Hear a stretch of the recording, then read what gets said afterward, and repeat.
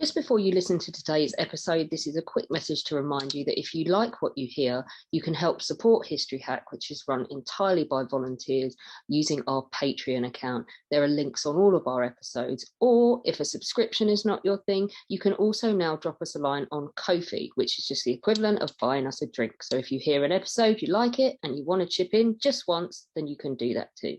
Thank you. Hello and welcome to today's History Hack. I'm excited on this one because we have not done enough on this topic. So I don't think we've done anything on this topic in almost 2 years of being a podcast. So Zach, it's about time. You're in charge of scheduling. I'm blaming you. That's nice, but I'm going to just fire the blame straight back at you because you did the scheduling for the first year. No, Alina did, to be fair. Let's blame Alina. She's okay. Not here. It's Alina's fault. So in her absence, we will dump the blame on Alina's door. Yeah. She did the same to us. It's fair game. Okay. Before we create like a massive rift within the History Hack leadership, we're doing the Crimean War today, or an element of it. So we have Mei Trow with us, who's a true crime and crime fiction writer. He's the author of The Pocket Hercules, a biography of William Morris, who led the 17th Lancers in the very famous charge of the Light Brigade. But today we're going to talk about something that kind of is going to sound like you've heard of it, but actually you haven't, because we're going to talk about the charge of the Heavy Brigade, Scarlet's 300 in the Crimea, which is the title of Mei's book. Mei, welcome to History Hack. Great to see you. Thank you. I'm looking forward to this. Shall we start with the real basics here? Because we've talked about already, we kind of alluded to it, the charge of the Light Brigade, made famous, of course, by the Tennyson poem. It's effectively part of certainly British military folklore, if not just kind of military history folklore generally. But who are the Heavy Brigade and where did the two kind of slot together? Yeah, the British cavalry were divided into two, the heavies and the lights. You might think that's based on weight, but that's totally irrelevant. It's a traditional thing dating from the late 17th century when the British Army was created. What you've got are the light cavalry composed of hussars, lancers, and light dragoons. They were supposed to be used for foraging, for scouting, for that kind of work, checking ahead of the main body of an army for the presence of an enemy and so on. And the Heavy Brigade was supposed to do the heavy stuff. They were supposed to charge in battle and smash the hell out of the enemy. It didn't work out like that. Both brigades actually behaved in the same way. They did the same thing. There was no distinction between them. They looked very different. The Heavy Brigade, about which I wrote, wore brass helmets and scarlet tunics. If you saw what is one of my favorite films of all time, Tony Richardson's The Charge of the Light Brigade, you will have seen brief glimpses of the Heavy Brigade wearing dark blue. Whoops, bee-bomb, a number of gaffes that the filmmakers made. Sometimes they make them on purpose. I don't like red. Blue's my favorite color, so I went with it. And the historical, oh my god! Josh Levine, my dear friend, was the historical advisor on Dunkirk. And he was like, you can't have a yellow nose cone on that Messerschmitt. Sure. Yeah. It was just like, it's iconic and I want it. And there's Josh getting beaten for not knowing the stuff. Absolutely. Like, oh. Yeah, I'm sure that's right. And it's all very well for historical advisors to pontificate. But I think when you're a director and you've got a tight budget and a very small space in terms of time, you've just got to get on with the story, haven't you, really? Yeah, I think Josh's takeaway was, I learned to pick my battles. I love it. That's very good. I shall use that. Can I ask a really nerdy question about weaponry here? Because I'm thinking about this with a Napoleonic hat on, and the equipment is different, right? For back in inverted commas, my period, for light cavalry and heavy cavalry, i.e. saber for light cavalry, generally speaking, is curved. Heavy cavalry saber that they're using at that point is basically and it looks a bit like an extended meat cleaver, if we're being really honest. It's a very brutal In the Napoleonic period, that's true. Any fans of Sharp out there will know that for reasons of his own, Sharp carried a heavy cavalry sword, and they are vicious, horrible things. I've got a small collection of swords, and sadly, that is not one of them. But by the Crimean period, that's changed, that's gone. We have a new pattern, the 1834 so-called honeysuckle hilt, which is very similar to the 3-bar hilt carried by the lights. That there is a slight curve in the blade. They were designed to be used for thrusting with the point, and also hacking with the one side of the blade. So you'd be a bit hard put to tell which is which, really. As I was saying earlier, there is little distinction between light and heavy, certainly in terms of the weaponry that they carried.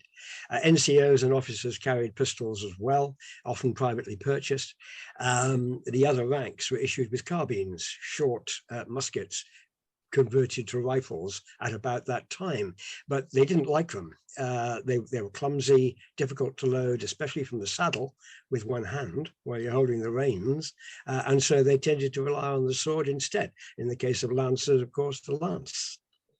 So is there a lot of kind of investment in the history then? Do you see people being quite jealous of their tradition as a member of the light cavalry and sort of members of the heavy cavalry, sort of the recipients of banter and vice versa about, oh, you know, the heavies, you don't want to be part of the heavies, and so on and so forth?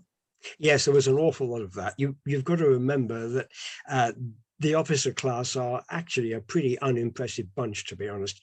They're public school boys. They're very petty. They're very jealous of traditions and their own status. For example, when the Heavy Brigade charged, Lord Cardigan, who commanded the light, said, "Those damned heavies will have the laugh on us this day." He was really annoyed that Scarlet's 300 had got in there before he did. So that there was a great deal of the them and us going on, yes. So we are going to cut back and talk about what the hell Britain are doing in the Crimea. But while you've mentioned one of the men, let's just talk about, you've got some main characters in your book, haven't you? So who are they, and what have their careers and experiences been like up until this point? Well, if we look at the Heavy Brigade, the commander was James Scarlett, who was 56 when he led the charge of the Heavy Brigade. Now, he had never fought a battle in his life before. You have to remember, we have what's called the Long Peace. That's the period from 1815, Waterloo, up to 1854, when there were no major European engagements at all in which Britain was involved. We had experience in India, but the number of regiments in India were very few, and many people, again, like our dear friend Lord Cardigan, despised Indian officers simply because they were experienced, and he, by comparison, was an amateur. So James Scarlett was an amateur too, and yet it didn't show on the day. His behavior and the way he led his brigade was absolutely immaculate. Under him, he had 2 experienced men, and that's all. One was a man called Beatson, who was a bit of a freelance. He was on Scarlett's staff, but he'd served in India, and he'd run his own irregular cavalry out there. The irregulars didn't do exactly as they liked, but they certainly didn't conform to British regulations. So he was experienced. He'd fought in various Indian conflicts, knew what he was doing. The other one, a much younger man in his 20s, was Alexander Elliot, who was Scarlett's ADC. His job was to carry orders basically for Scarlett, and he rode right behind him in the charge itself. I feel sorry for Alex Elliot because he wore a staff officer's cocked hat with a plume. And he said to his CO, "Look, do you mind if I don't wear this? Because it's a bit of a target with this plume on my head." Bearing in mind, Scarlett himself wore a brass helmet, which gave some protection. And Scarlett refused. So, "No, I'm not going to have my officers dressed scruffily. You will wear the cap you're supposed to wear." As a result, Elliot got 6 wounds to the head. And he was extremely lucky to survive. One of them almost took off his nose. And of course, the scars stayed with him for the rest of his life. Ugh, and I'm guessing Scarlett never again got a Christmas card from him. I'm guessing he didn't. Yeah. Just welcome to the top of my shit list. Well, you say that, but to be fair to Scarlett, he was an enormously popular man. His troops loved him, unlike unlike Cardigan, whose officers despised him. So you in the Light Brigade and the Heavy Brigade, you've got Cardigan, who is the devil incarnate, really, totally misbehaving for most of his life, doing what the hell he liked, regardless of who opposed him. And you've got Scarlett, who, on the contrary, did his job, did it well, and was really concerned for his men. So we are going to get to the charges because they form part of the Battle of Balaclava, but we kind of need to just give people a vague sense. And I suspect that we might end up asking you back to cover Crimea properly in the future. But we do need to give folks a vague sense of sort of what happens and how we get to Balaclava. So how does Britain end up becoming involved in the Crimean War? And then in turn, how do we get to Balaclava itself? Because this has always struck me as quite a kind of messy period. And Britain and France working together in a war. This is not known in the 19th century. And I do remember people telling me anecdotes of how the commanders in the British Army are getting very confused about, okay, we're going to go and attack the French. No, sir. Oops. You're allied with the French. Are those true? Yes, they are. They are. Yeah, we'd fought the French for 1,000 years by the 19th century. So to be on the same side as they were was quite bizarre. Lord Raglan, the commander of the British Army, was 70. Now I'm 72, but the poor old boy was a little bit more gaga even than I am. And he did occasionally confuse the two. So he would say, you'd refer to the enemy as the French, to be reminded that they were actually the Russians this time. That said, the French and British didn't do much together. To be honest, they tended to fight their own separate wars, even though they were on the same side. How do we get to the Crimea? Well, the causes of the Crimean War are incredibly complicated, and we don't have time to go into those, for which I'm eternally grateful because they are so complicated. But from the British point of view, it was straightforward. Basically, we have Russia flexing its muscles. Now, I don't want to get political, but we have a tendency for that to be happening again, do we not? It's a cyclical thing in Russian history. It's nothing to do with communism or anything like that. It's to do with the fact that the Russians have an expansionist policy. They like to push their weight around. And they were doing so in the 1850s at the expense of the Turkish Empire, the sick man of Europe, which was tottering, it was decrepit, it was old, it was dysfunctional, and it was weak by comparison with Russia. So Russia wants to expand to the south, and Turkey is in the way. And if we let that happen, if Britain allowed the Russians to kick the Turks aside, then that means the Russians will come out of the Black Sea, through the Dardanelles, into the Mediterranean. And the Mediterranean is sort of British by the 1850s. Even more, it's our way to India. And India, of course, cliche, the brightest jewel in the imperial crown. We've got to stop that from happening. There was no Suez Canal until 1869, but the quickest overland route to India was across the desert to the Red Sea. If the Russians controlled Egypt and controlled the Red Sea, then we wouldn't be able to do that. So we have to stop the Russians. Now, nobody in 1854 in Britain considered the idea of an invasion of Russia. Napoleon had tried that in 1812 with disastrous results. Of 600,000 men in the Grande Armée, only 40,000 came back. So you don't mess with Russia, because Russia has two of the most brilliant generals in the world, January and February, and you can't mess with the weather. So at least the British government in the 1850s recognized that. And so the idea is, quote, to give the Russian bear a bloody nose. In other words, you just want to annoy the Russians and make the point that we're not allowing them to trample all over Turkey. So why not knock out the naval base at Sevastopol in the Crimea? Because that will give the bear the bloody nose. And that's what we did. We sent the fleet with French support, and of course the Turks as well. And we landed in the Crimea. We got to Balaclava, which was the nearest harbor to Sevastopol itself. Notice, by the way, I'm giving it the correct Ukrainian pronunciation there. Now, I would have said Sebastopol, but it's now Sevastopol because I've been there. And I think the trick trick is with Russian pronunciation, if you're English, is always put the emphasis on the syllable that feels uncomfortable. And yeah, exactly so, Alex. No, it exactly sounds right. like a piss take, but that is exactly how you do it. Yeah, no, you're spot on. Yeah, that's it. So the Allied troops landed in the Crimea. They fought a battle at the Alma River on the 20th of September, which was largely an infantry slog. The heavy brigade hadn't even got to the Crimea by that time. And then they did the flank march. They marched south, skirting Sevastopol, and got to Balaclava, which became their base for the rest of the war. And so that is where the action took place.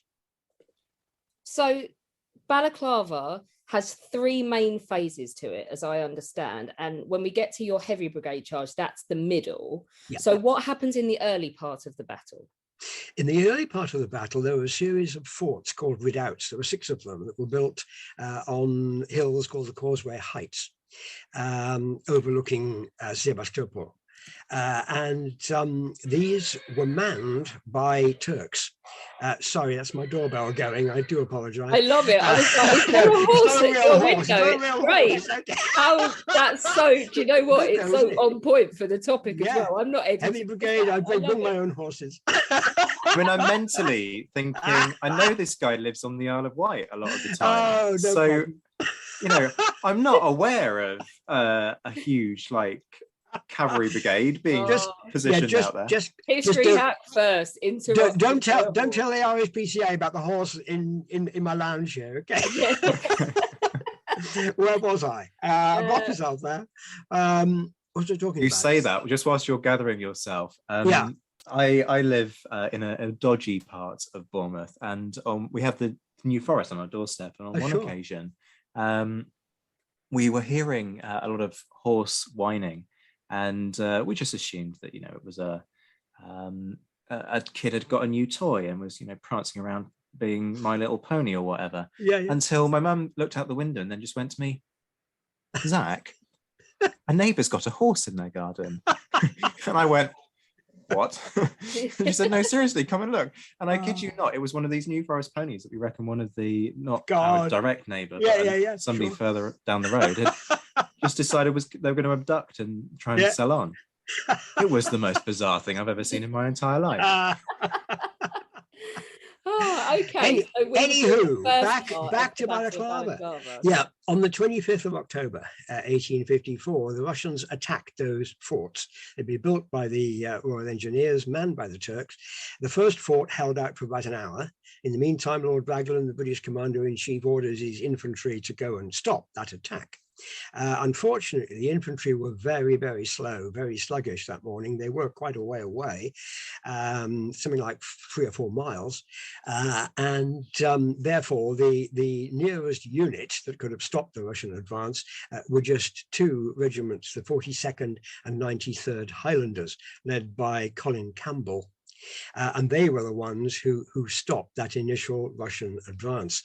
One of the many people watching that stage of the battle, the first phase, was William Howard Russell of the Times. He was the first ever war correspondent, and he described the action as the thin red streak, because they were a tiny red line against this mass of grey-coated Russian cavalry. Now, over time, the thin red streak morphed into the thin red line, which of course became synonymous with British heroism from then on, really. And the 93rd and the 42nd held off the Russians. I must just tell you an amusing little story about that. The Turks ran away. The Turks were not impressive in this phase of the war at all. And rather than face those Russians, they left the Highlanders to it and they ran. And they ran past the Highlanders' camp, where the wives of the regiment, of course, were watching anxiously. And one of them was so incensed by the Turks running away that she grabbed hold of one of them by the scruff of his neck and effectively beat him up for deserting her husband. He was horrified and kept apologizing in his broken English, but she wasn't having any of that. And she belted him until he fell over, covered in blood. And I thought, that's just great. You know, I love her. This is womankind doing. Do we know who she was? Yeah, I'm sorry, I can't remember her name. Oh no, that's cool. It's like she survived. She well survived the war, tweeted, but, as did her husband, brilliant. and she became a national heroine. Of course, when she went back to Scotland, she was feted and applauded, and quite right too. I think good stuff. So that was the first phase of the battle over. But of course, the Russians were still carting away the guns from the forts. Now, Duke of Wellington had never lost a gun in his entire career. And Lord Raglan, the commander-in-chief, had been Wellington's secretary back at Waterloo. So he was very close to the great man. And the thought of losing a gun appalled him. So at all costs, those guns must be rescued. Those forts must be saved. And the nearest unit to do that was Scarlett's Heavy Brigade. So the Heavy Brigade go in. You've just talked about the aims here, recover that artillery at all costs. How successful are they? How complicated an operation is that? What are we talking about in terms of quality on the Russian side? And with the best will in the world, you can chase off the Russians trying to drag off those guns, but these horses are not equipped for draft work. They're not, you can't just hitch the gun to a horse and carry it back to the redoubt. So how does that all play out? Well, the Heavy Brigade didn't get anywhere near those redoubts because there was a massive body of cavalry between them. They were a composite lot of hussars and Cossacks. Now, the Cossacks, the Russian light cavalry, became legendary later. They were already legendary, but they adopted a political stance, really, because they were used as policemen by various czars to keep the people in their place. Now, the Cossacks were universally detested. In fact, they had saved Russia in earlier centuries from Polish attacks and God knows what. And they were freelance horsemen. They came from the steppes. They were brilliant riders, but they were not well equipped. They were not well trained. They fought very much in an undisciplined, haphazard way.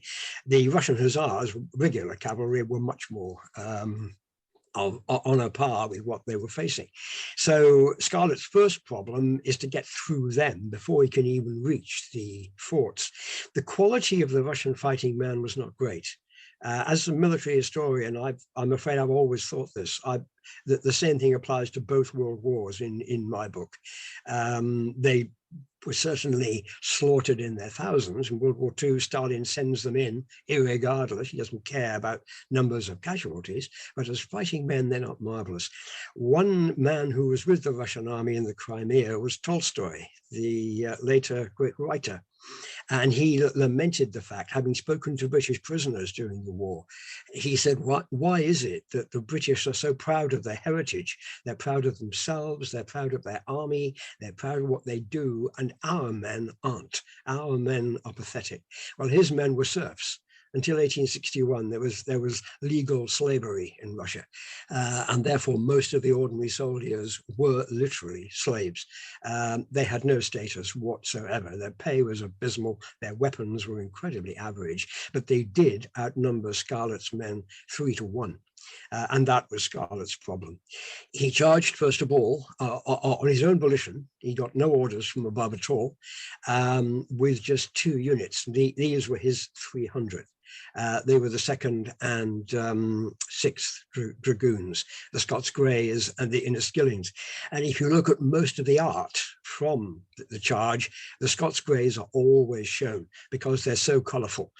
They were the only unit to wear tall bearskin headgear as opposed to the brass helmets.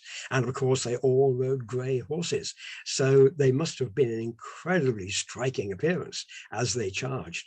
Very rapidly, the other units of the Heavy Brigade, that's the 4th and 5th Dragoon Guards, and the rest of the 6th Dragoons and the 1st Royal Dragoons joined in. So eventually the Heavy Brigade is made up of the best part of 1,000 men, and they're all charging uphill, which cavalry are not really supposed to do, against this mass of Russian men. To begin with, they had to stumble over the tent ropes of the Light Brigade because that's where it all happened. So you have at least one man, a guy called Neville, an officer in the 4th Dragoon Guards who fell off his horse because the animal tripped on these tent ropes, and down he went. He was killed, unfortunately, later in the charge. So it was a difficult piece of ground. What did it achieve? It terrified the Russians. They couldn't believe that this small unit was actually hitting them and going right through them. The people who watched from the hills saw this happen and thought, well, that's it. They're all going to die. Scarlett will never be seen again. He's lost in this mass of grey coats. And suddenly he's out the other side with his men behind him. It was an incredible success. See, it's interesting you mentioned about how the Scots Greys are always picked up, and apologies to the listeners for the Waterloo anecdote here, but it perhaps ties into their pedigree, doesn't it? Because when you think about the charge of the Union and Heavy Cavalry Brigades at Waterloo, yep. What do we think of? We think of that beautiful painting by Lady Butler, Scotland Forever, That's charge right. of the Scots Greys again. Yeah. So perhaps it's because of that and sort of trying to sort of tell a tale of regimental history as well. Yeah, sure.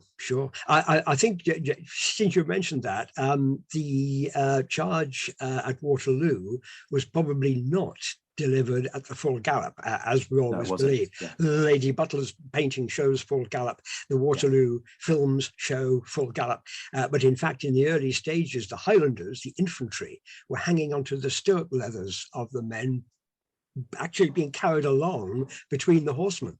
I've never seen stuntmen daring to do that, but it did happen. And it could only have happened if the horses were moving relatively slowly. And there's also a point about muddy ground as well, but let's not go into no, thing about absolutely, Waterloo. Absolutely. Yeah, this is interesting. So they basically charge on through.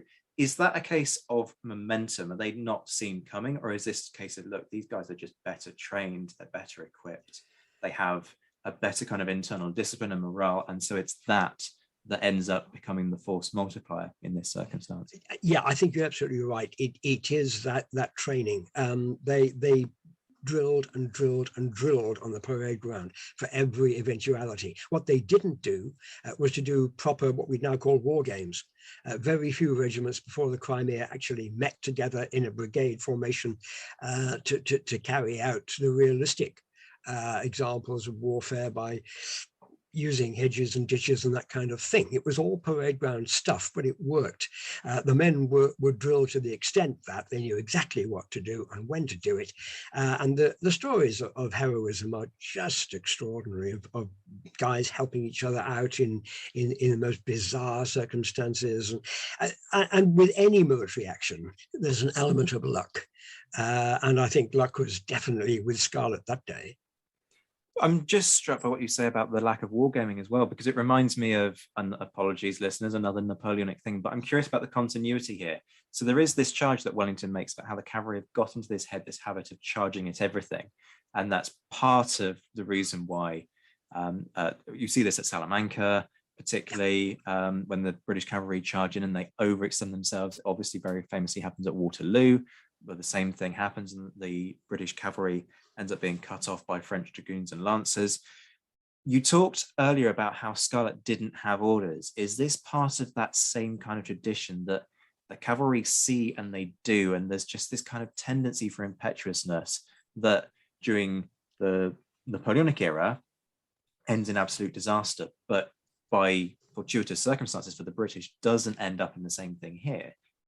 But then, important code to this, we're going to talk about the charge of the Light Brigade, where, very different set of circumstances. Is this a continuity of that trend, would you say? Yeah, it is very much. And you can see it, first of all, way back in the English Civil War with Prince Rupert and his Cavaliers.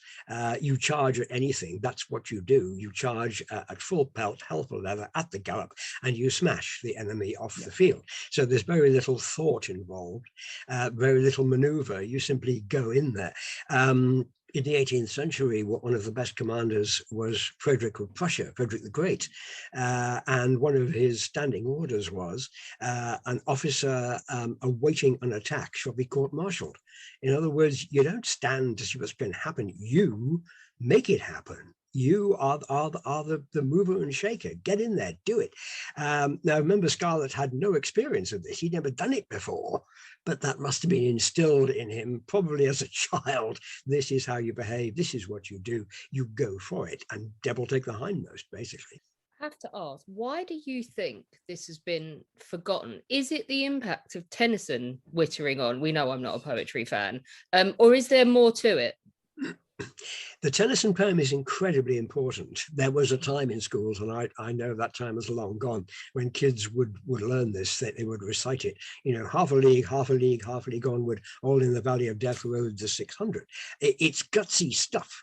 And he wrote that in December 1854. The dispatches, the information from the Crimea, didn't get through until November, published in the Times, Russell's paper. And so impressed was he by what had happened, that Tennyson went into print. So that poem actually does carry a great deal of significance. Can I just quote, though, from George Orwell, which is a kind of bizarre step.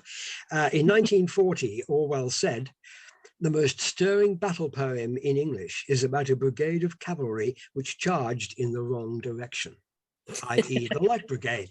And that's the thing about the British. We love disasters. We love shock and horror. We love the most depressing stories imaginable. Again, I don't want to get political, but can I mention a little thing called COVID? Dying of and dying with, you know, all the stats that have come out from various government departments. We've seen this. Lockdown. Oh my God, no, we're all going to die. This is something that is part of human psyche. And it's true of battles as well. If you have a battle that is a success, or part of a battle that is a success, at Balaclava, you had two successes. Campbell's Highlanders and Scarlett's Heavy Brigade. They worked very well. They were very efficient. They stopped the Russian advance. But that's not what we remember. We remember the cock-up that followed, the Light Brigade. And I think it really is part of human nature. I mean, you see that. I know Alex doesn't like the poetry, but this is one of those, and I'm often with the boss actually on that. Poetry isn't really my thing. Sorry, listeners, but I do make an exception for a few, and Charge of the Light Brigade is one of them. And it does, as you say, kind of tap into that incompetence thing, that one of the most quoted bits, there's not to make reply, there's not to reason why, there's but to do and die. Absolutely. Yep. Into the Valley of Death Road, the 600. And it's that, look, somebody's made an absolute howler, but let's remember the sacrifice of those people who went in and did what they were told. And didn't question it, and just trusted other people to have made the right call, and suffered because of it. Now, Tennyson did write a poem, The Charge of the Heavy Brigade, but he wrote it in 1882, by which time the day had gone, and there'd been other celebrated successes and failures of the British Army between those times. And the poem really isn't as good. It has the same kind of rhythm, but not quite. And it just didn't catch the public imagination. So going back to Balaclava, how does it all end? Dismally, really. Those guns are still being carried away from the forts. Nothing has changed. Scarlett's men have dispersed the cavalry, but he hasn't got to the guns.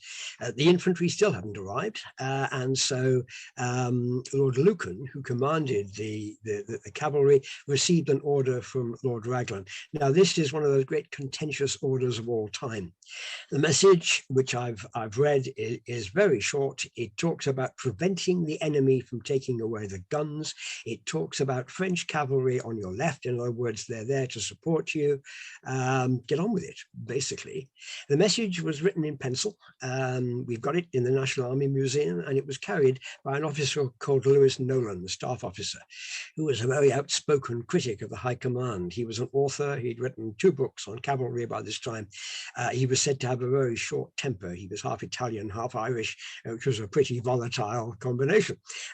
He'd already given Lord Lucan the title Lord Look-On because he just looked and did nothing. But Nolan was only a captain. He had no authority, no power at all.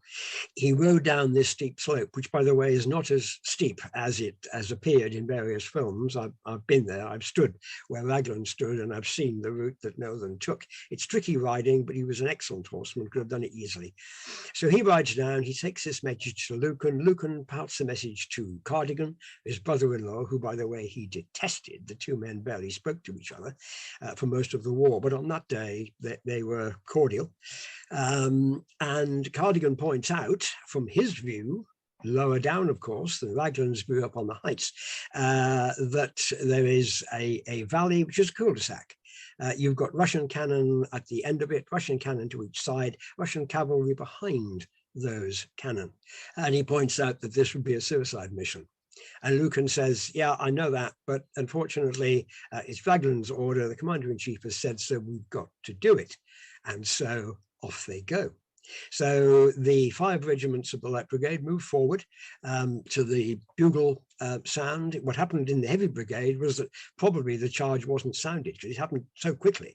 But this is more measured. This is more stately. They move forward at a walk, rising to a march, rising to a trot, with the bugle sounding for each one, with Cardigan at their head.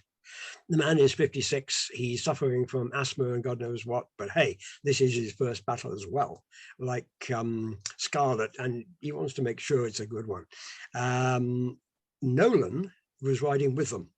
He asked permission of his friend William Morris, commanding the 17th Lancers, to ride with the brigade. Morris said yes, and Nolan suddenly realized that they're going the wrong way. They're charging straight down the North Valley instead of veering to the side where the guns and the forts are. Somebody has misunderstood the direction. Whose fault was it? Well, I have to say the system is at fault because you weren't allowed to query commands. But the real culprit, I suppose, has to be Nolan. Because when he gave the message to Lucan, Lucan had said, "What guns?" And Nolan flung his arm behind him, without looking what he was pointing at, and said, "There, my lord, there is your enemy, there are your guns." And of course, he was pointing down the wrong valley. Lucan took him literally, sent the Light Brigade to their destruction. And we don't know how many men rode the charge. My personal view is that it's 678. And of those, something like 250 were killed, same kind of number were wounded, and they lost almost all their horses. In fact, only 2 horses survived intact at the end of the charge of the Light Brigade, without a scratch at all, which is incredible luck. That's insanity. What are the long-term impacts of the battle for the campaign? Because the ground gets lost, retaken the next day by the Sardinians and the French, doesn't it? Yep, this is right. The Sardinians, Piemontese were our allies too, although they had a very small outfit there. But they did recapture the ground, so the guns were eventually retaken, but not immediately. In the long term, I think the British cavalry frightened the Russians. They weren't going to tangle with them again, and they didn't. There were no other clashes between the British cavalry and the enemy at all for the rest of the war. The only remaining pitched battle was Inkerman, which again was an infantry fight in November. But in terms of the war, nothing was achieved at all by the cavalry action. Even the heroism of Campbell's men and Scarlett's men, because these things ground down. The winter was terrible. Everybody suffered. Men died of frostbite and exposure. They had a cyclone in November where tents and huts were blown away. Horses were blown away. Imagine a horse flying through the air. A terrifying sight that must have been. And until the spring, when a railway was built and reinforcements were sent, and dear old Mary Seacole built a hotel, and Florence Nightingale came out to Scutari, nothing really improved. The British Army is in an absolutely dreadful state. In terms of the very long term, disaster, failure. Okay, Sevastopol was blown up. It was destroyed as a naval base. But guess what? By 1871, it is fully built and functioning again. And again, there is a Russian fleet coming out of the Black Sea, down the Dardanelles, threatening the Eastern Mediterranean. And I think the survivors of all the cavalry units and all the others would have said, well, what was that all about? What did men die for? Because ultimately, as I have to say with a lot of wars, it achieved nothing. I mean, you talk about cavalry survivors. Were there many left? I mean, we talk about Charge the Light Brigade. They are, as you say, charging straight into the face of all of that Russian artillery. 2 horses get out unscathed. Okay, sure, the Heavy Brigade have a much more successful story, but these are you've got 2 brigades. One of them has perhaps a more typical experience of combat. The other gets ripped apart. So when you say there's not much more in terms of, or there isn't any more in terms of cavalry engagement, is that partly because there's a need to conserve what you've got and you need that kind of lingering threat as opposed to just destroying what remains of that wing of your force? Yes, Lord Raglan had always said that we must keep our cavalry in a bandbox because he had so few of them. And that mentality continued. Don't risk the cavalry because we don't have enough of them. When reinforcements arrived, largely from India, the 10th Hussars turned up, the 12th Lancers. That makes something of a difference. But you have to remember that Sebastopol is essentially a siege. You wouldn't expect to find many cavalry actions involved in that, because it's all about artillery, it's support from the Navy as well, who are, again, often forgotten in terms of the Crimea. They were doing their bit from the sea. The whole thing was ended when diplomacy kicked in and peace was agreed. And the Russians, in fact, blew up the base themselves. It wasn't the British who destroyed it, it was the Russians before they pulled out. What happens to the survivors of the Heavy Brigade? What are some of their stories beyond Balaclava? The officers, a lot of them, if they stayed in the army at all, you realize that officers of the infantry and cavalry bought their commission. It was their private property. So they were able to sell it at a profit if they could, in which case they would go back to civilian life. Those who stayed on were by and large promoted. Some of them became majors or lieutenant colonels. A couple of them reached the rank of general. They were celebrated heroes, as you would expect. Those who left went back to their country estates. Most of them were public school boys, a couple of them university men, although there weren't very many of those. Sandhurst, although it existed by 1854, was regarded as being a little bit too common, really, for most of these gentlemen, so they didn't bother to be properly trained. It was all very amateur by modern standards. The other ranks were very different. The ordinary soldiers, some of them stayed on, and again, they'd be promoted, they'd become sergeants or sergeant majors or whatever. 1 or 2 of them were promoted to the officer class, but such men were never popular. They felt awkward being among the officers. They couldn't afford the lifestyle. The cost of uniforms, the cost of mess bills was horrendously high, and they were fish out of water, really. And of course, their old mates in the ranks couldn't regard them as friends anymore either, because of the rigid disciplinary system within the army. Flogging wasn't abolished in the army until 1871, so it was a pretty harsh regime. For those who left the army, a lot of them went into, as you might expect, areas of life where they still wore uniforms and still took and gave orders. So they joined the police, they joined the prison service, they joined fire brigades, and made their living as best they could. Some of them became quite celebrated. They gave talks on their reminiscences. A couple of them wrote books. A man named Franks in the 5th Dragoon Guards, who ended up as a regimental sergeant major, he wrote an account which still survives. I used it in one of my sources.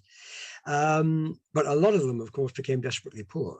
They ended their days in the workhouse. They had to sell their medals in order to survive, and were very quickly forgotten in the majority of instances. It's a sad end to such an interesting tale.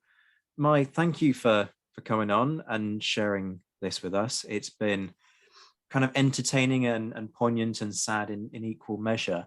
The Charge of the Heavy Brigade, Scarlet's 300 in the Crimea, is out now. I've had the privilege of reading it. Great read.